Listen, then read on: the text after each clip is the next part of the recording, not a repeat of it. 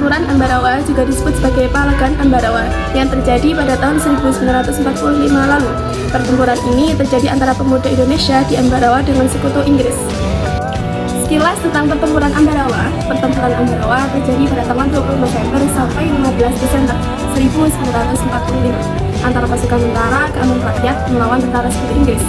Pertempuran ini terjadi atas niat para sekutu yang ingin menaklukkan Jawa Tengah dengan menekan wilayah Ambarawa sebagai batu pijakannya.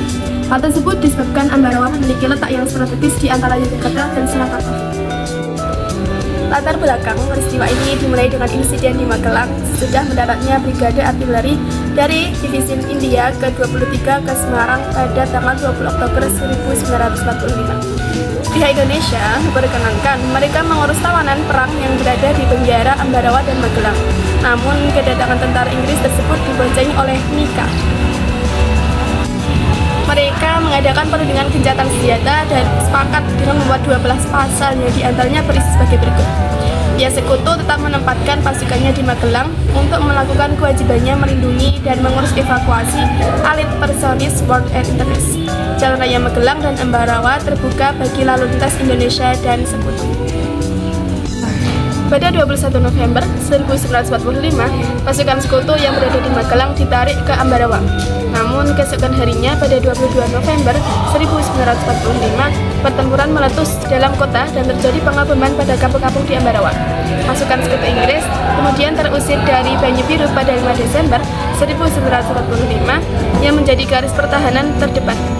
Pada tanggal 12 Desember 1945, dini hari, pasukan TKR bergerak menuju sasaran masing-masing. Dilansir dari ESI Kemendikbud, ternyata kesepakatan yang berisi 12 pasal sebelumnya telah diingkari oleh pasukan sekutu. Sehingga pada tanggal 20 November 1945, di Ambarawa terjadi pertempuran antara pasukan TKR dipimpin oleh Mayor Sumarto dan tentara sekutu. Kemudian ada beberapa tokoh dalam pertempuran Ambarawa ini. Berikutnya yaitu Jenderal Sudirman. Jenderal Sudirman berperan sebagai panglima perang dengan mengajarkan taktik supir kurang. Kemudian ada Gatot Subroto. Gatot Subroto menjadi pejuang militer Indonesia dalam peristiwa Ambarawa ini. Letkol Isdiman. Letkol Isdiman gugur dalam menjalankan tugasnya sebagai seorang pemimpin.